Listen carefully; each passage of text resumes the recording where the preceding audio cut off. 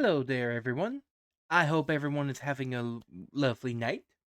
I know I certainly am, for the most part. Except for maybe the wings that I kind of ate about 2 hours ago. I'm telling you, they are starting to kill my stomach. And I just realized that my voice ain't exactly matching right, so give me just a second for that.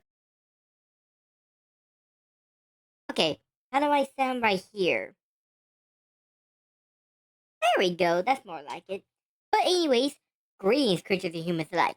I am MagiQDog, and on tonight's Creature of the Week, we shall be talking about... Scribble, scribble, scribble, scribble, scribble, scribble, come on, scribble, scribble. I don't know why I trunk. Scribble, scribble, scribble, scribble, dark face, scribble, scribble, scribble. Okay, let me get rid of my wings real quick. As I reveal to you guys that we'll be talking about the Reverend, or Referat, however you pronounce it. I'm just going to say Referent. You guys know me, I have my mispronunciation problems. But yeah, we're going to be talking about this undead fiend right here. So let's go ahead and get started, shall we? The Referent is a malevolent undead spirit that rises up as a corpse throughout different myths and legends, with the main one being European. Appearances. Reverends are vengeful souls that will either return to their dead bodies or even possess another corpse if need be. Reverends appear as the undead reanimation of corpse they possess. The body, despite being reanimated, will continue to decay and rot, leading to the body having rotten flesh, skin that is hanging from the bones, and old ragged clothing they were buried in. Sometimes the body has decayed to the point that parts of the body, or majority of the body, is nothing more than a skeleton, revealing the rotten innards of the corpse. Some old medieval works sold them as skeletal framed corpses, or even straight up half skeletons, with rotten organs inside. Their eyes are sunken and hollow, with red glowing orbs to sow their vengeful gazes.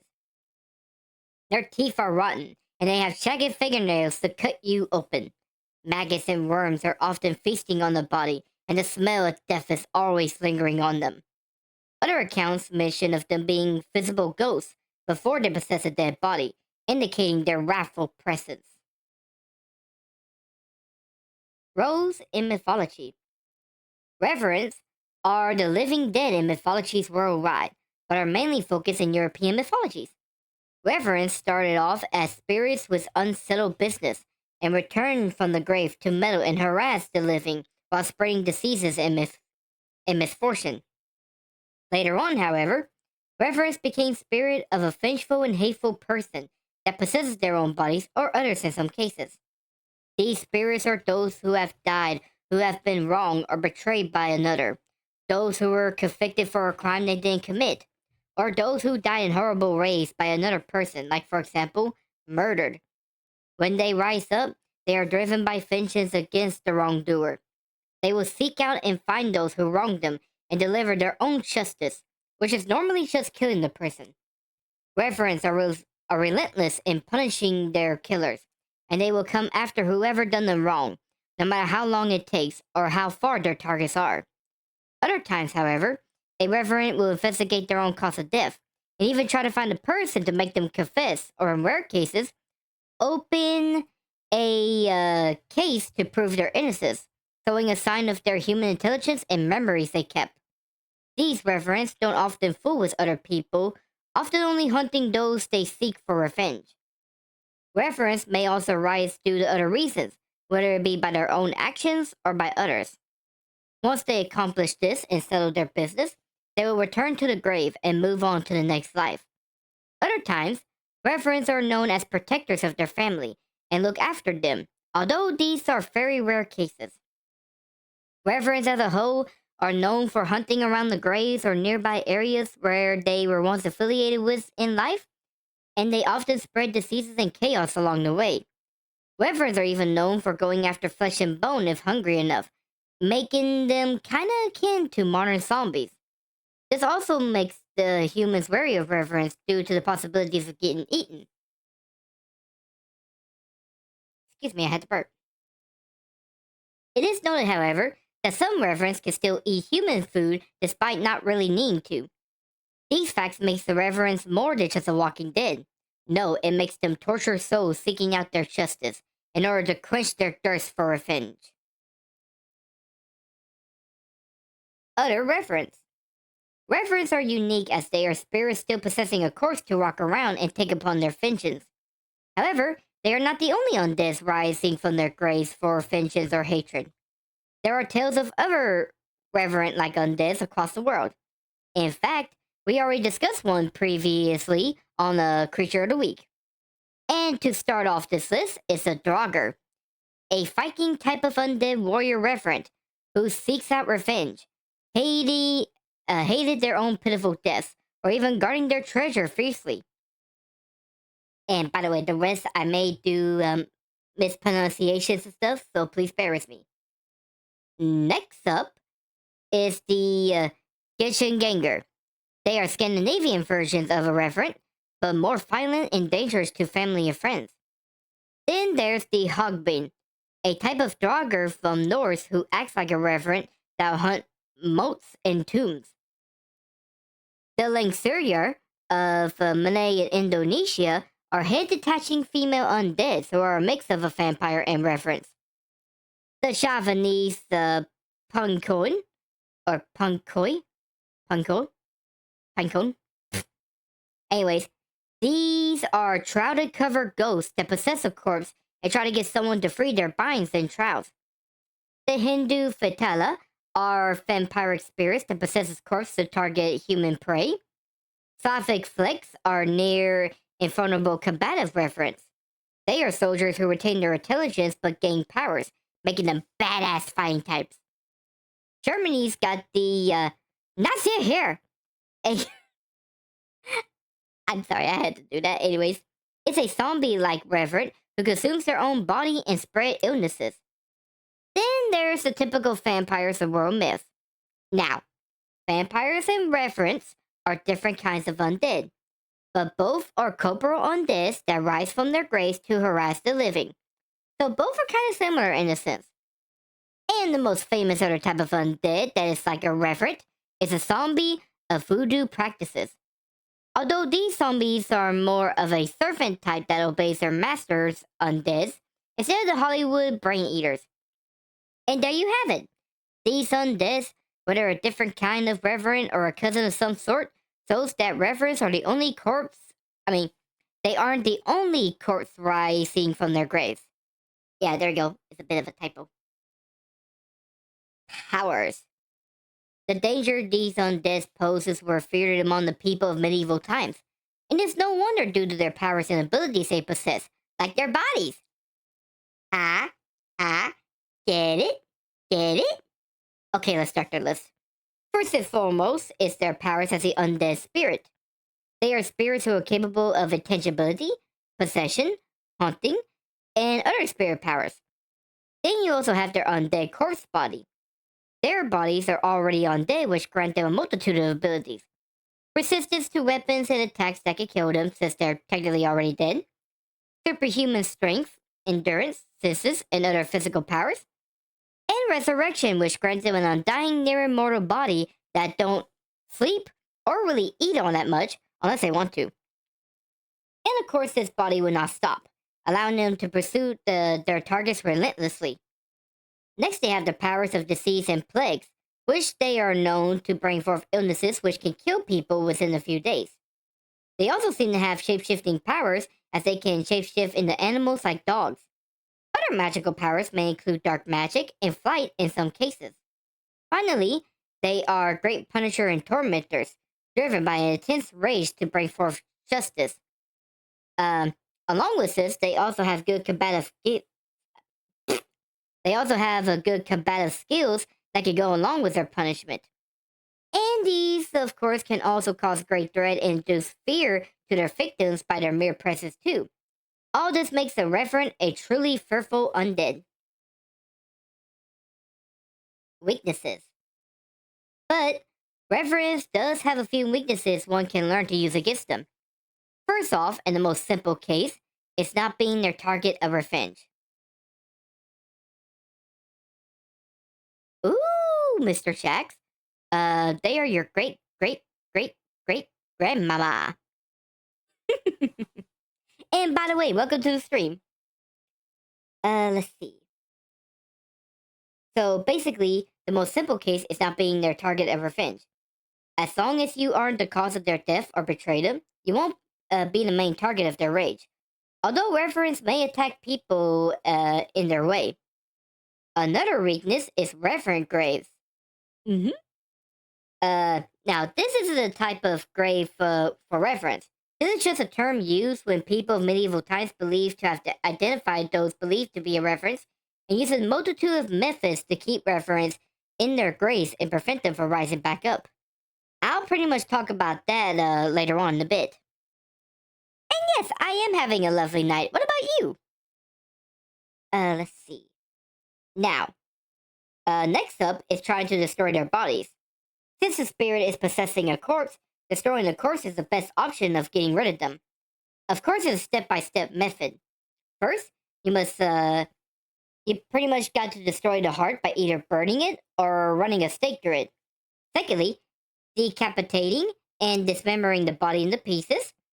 Finally, burning the pieces to ashes. It's believed this can lay the reverend to rest without the need for vengeance.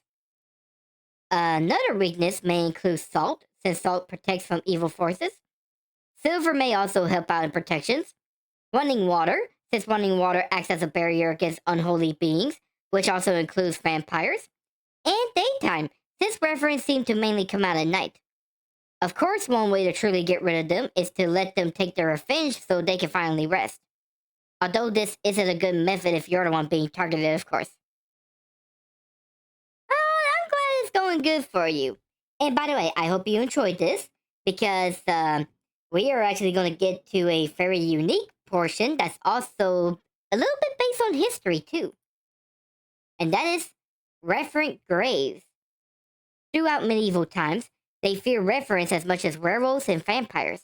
After all, who wants an undead chasing after you to punish you for your crimes against them? As such, people of the past have actually made specialized methods to handle those they believe either are or will become reverent. And this method is a reverent graves. These graves are ancient burials where the people of the deceased have precautions and preparations practiced on them to prevent them from rising back up as reverence. People of both ancient and medieval times used the precautions of reverent graves to make sure the dead stay dead. These graves might have also given rise to practices with vampires and other undeads as well. The oldest recordings of reverent graves came from the Romans in 4000 BC during the Bronze Age. But despite its ancient roots, these graves became very common in medieval times up to the 17th century in Poland. The case with Poland was severe, as there were so many reverent graves going on during that century. But anyways, let's actually learn about these methods of reverent graves. First, they'll identify which deceased person could possibly be a reverend. Of course, they can identify who could be a reverend based on how they die. Of course, I'll get into that later on as well. Next, they'll dig up the grave and open up the burial to find the body. Then they'll restrain the body to prevent it from ever rising back up again. These prevention methods may include 1. The body being buried under rocks and bricks. 2. Placing rods through the body to prevent movement. 3. Placing bricks or soil in mouth to prevent spreading diseases. 4. Placing a sickle across the neck I am so sorry. Placing a sickle across the neck to decapitate them. 5. Placing padlocks on the feet and big toes. 6. Decapitating the head or dismemberment of the entire body. 7. Burning the body till the corpse is ash. 8. Having the body facing down so it cannot leave its coffin or burial. And finally, 9. Staking the heart with a wooden stake. Take a drink. Yeah, I may as well go on ahead.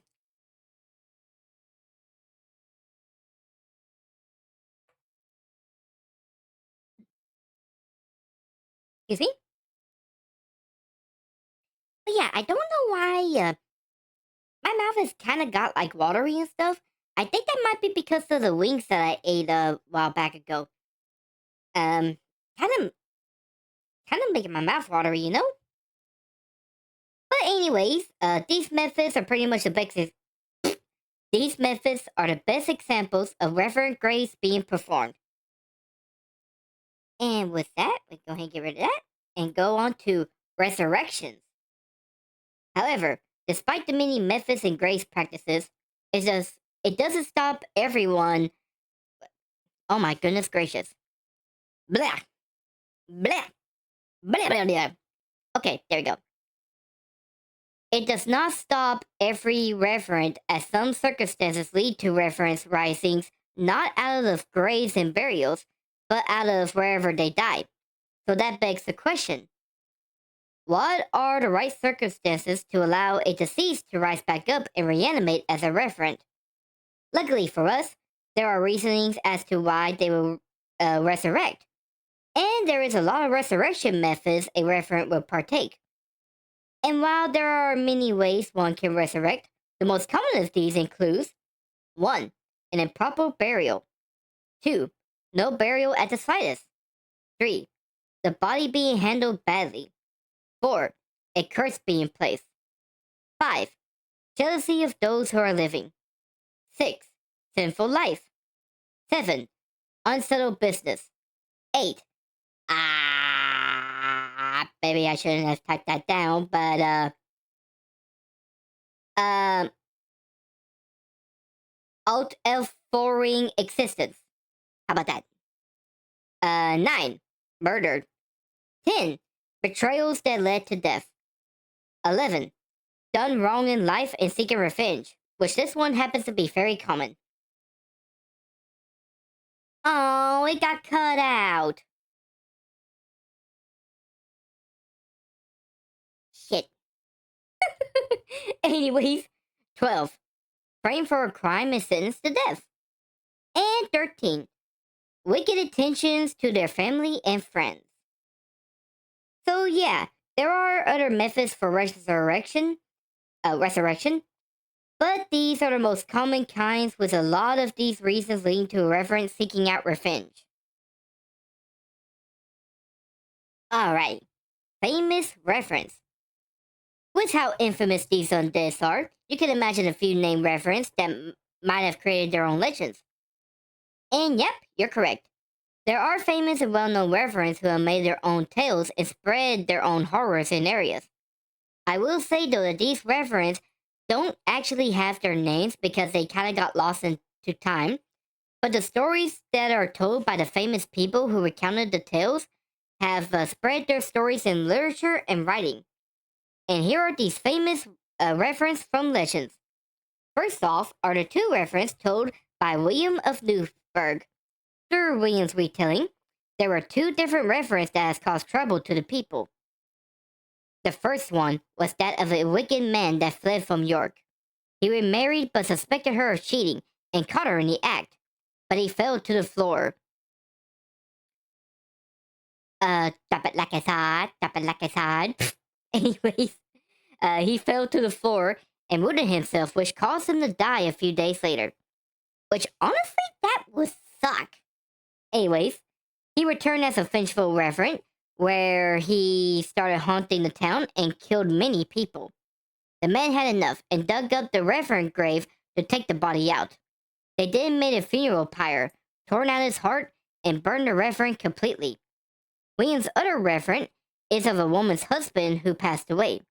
The husband returned as a reverend and tried to return to her side to sleep on her, although almost crushing her in the process. This happened for a few nights, and he went to other houses as well, mistaking them for his wife. It gotten bad to the point that a bishop from Lincoln intervened and stopped the reverend by writing a letter of absolution, opened up the husband's tomb, and placed a letter on the husband's chest before sealing up the tomb. Which, by the way, that could be another prevention method now that I think about it. Anyways, next up is Abbot of Burton's reference. These are two runaways that ended up dying from an unknown cause. Despite the best attempt to bury them in coffins, it took too long, and they rise as Revenants who's carrying their own coffins. They move to house, banging on doors while yelling at the residents. They also spread illnesses and disease, which is causing deaths to the people. So the villagers found their coffins, exhumed the bodies, beheaded them, and removed their hearts. And that pretty much ended their terror. Finally, there's the Walton Maps Revenant. Now, this one is kind of simple, as a Revenant from Hereford was a wicked man who would go to house night to night. He would call out the names of those who end up dying within 3 days. The Bishop Gilbert Folio was called in, where he dug up the body of the Revenant, beheaded him with a spade, sprinkled some holy water on the body, and placed it back in the coffin. And there you have it. The most famous of Revenants documented and told. And sure, while they were named for say, they are still the most well-known of their kinds throughout the stories of Revenants. Popularity. And it's these stories and more that have made a Revenant just a feared undead. But it also made a Revenant one of the more popular undeads to the point that they appear in modern medias and pop cultures just like vampires and zombies. From movies to games and books and more, they are retold with them just as scary as their mythical counterparts. In movies, Drive Angry had Sean Milton playing as a Revenant that escaped hell. Ghost Town got Devon and his outlaws as Revenants. Jason Voorhees from the Friday the 13th movies is very similar to a Revenant.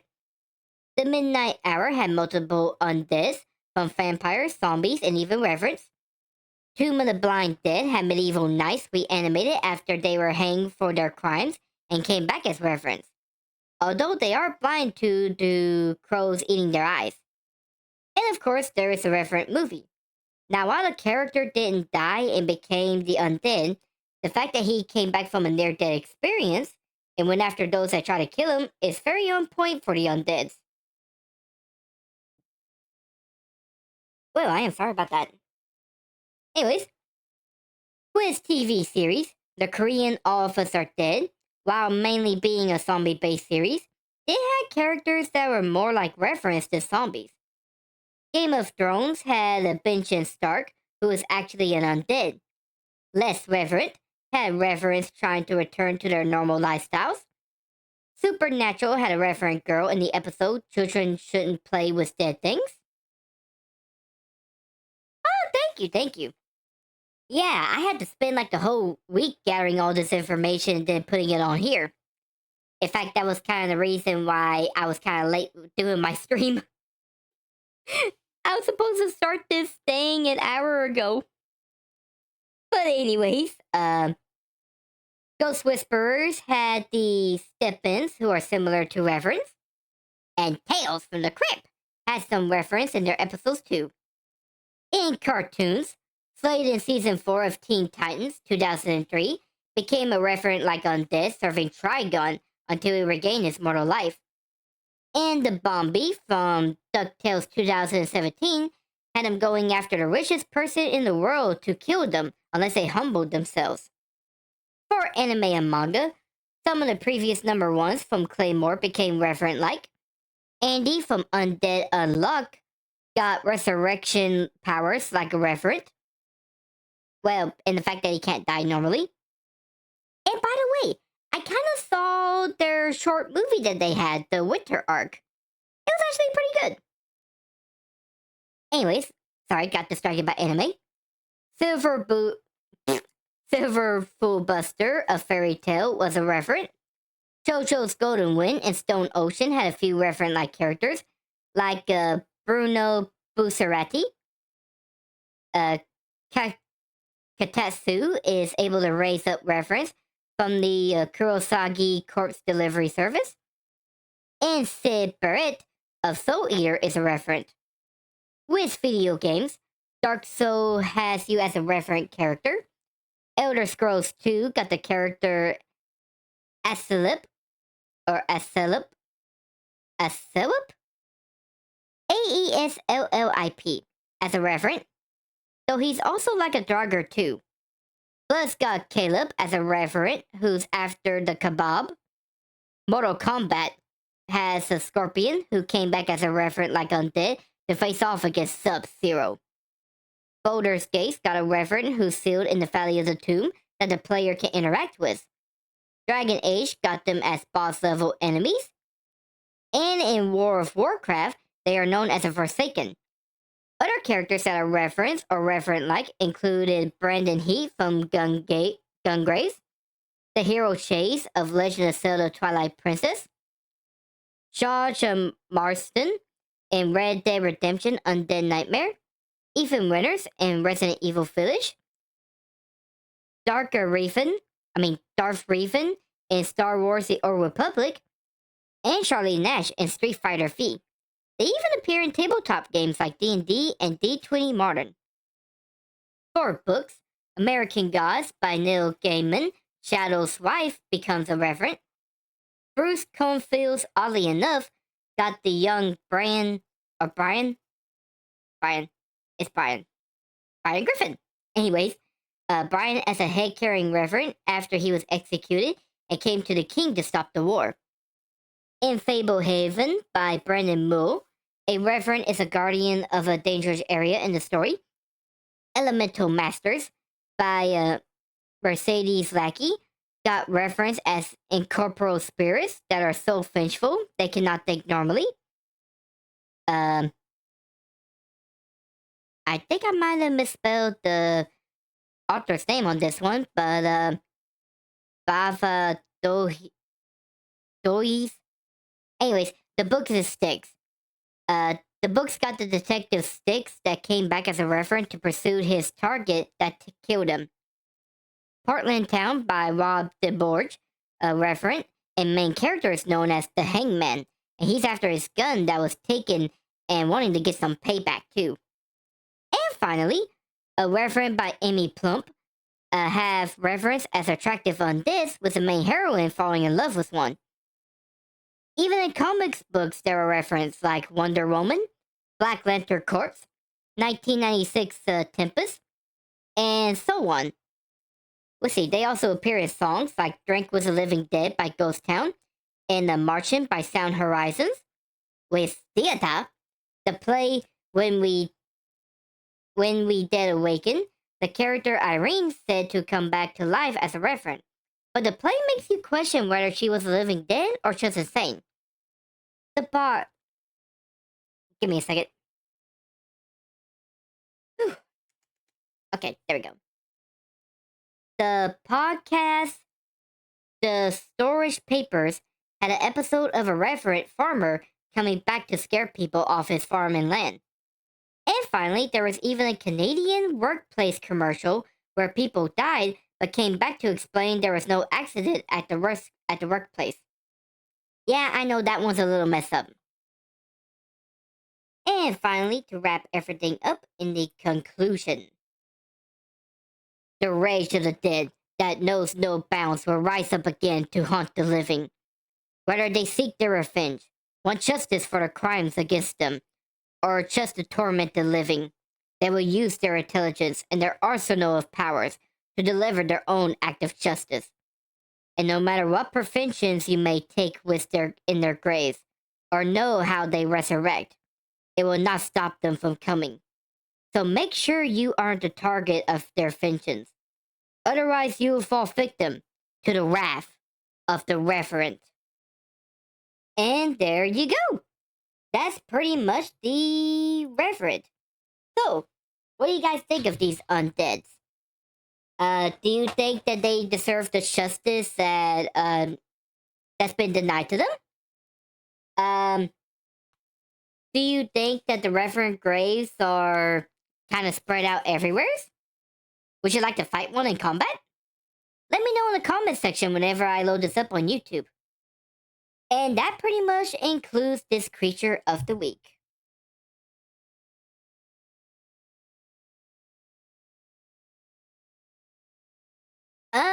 Actually, they kind of do eat flesh and bones of humans. Like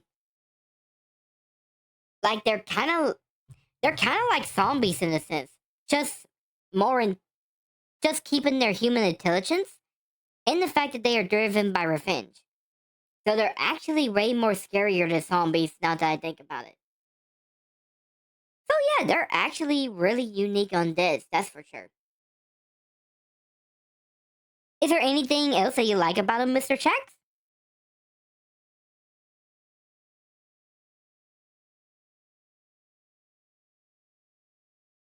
Let's see. While I'm waiting for you to answer, I'm actually going to check on our next creature for the creature of the week. Ooh, I'm actually excited for this one. So, the next creature we're going to be talking about is probably ones that a lot of y'all haven't even heard about. But I think you're going to love them. Let's see, I like how they look. I would like to keep one as a pet.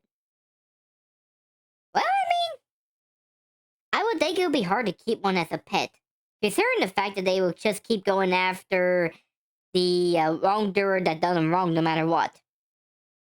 But I mean, if you can find a way, I wish you luck. But yeah, our next creature of the week, we're going to be talking about a gigantic camel. You heard that right. A giant camel. I cannot wait to talk about that one. But for now, that pretty much concludes this creature of the week and the stream overall. And just to let y'all know though, over on Twitch in the next 15 minutes or so, I plan on playing Legend of Zelda Breath of the Wild. So for those of you that are on Twitch watching me right now, if you guys just kind of want to linger about until I come back to streaming and stuff, I hope to see you guys later on. But for now though, let's go ahead and end it up. I have been stuttering like crazy throughout this, so let's just end this stream. Thank you all for coming for this fantastic creature of the week stream. I hope y'all had as much fun as I did as we talked about the Revenant and their undead, vengeful ways. And if you wish to check out streams like these, check me out on my Twitch page, check me out on Twitter, check me out on my main YouTube channel, and check me out on my Game and React channel, and leave a like and subscribe for that as well. And with that, I bid this show adieu. By the way, I'm glad that you're gonna be hanging around a bit, Mr. Shax. But anyways, see you guys. So long. Bye bye. Okay, bye.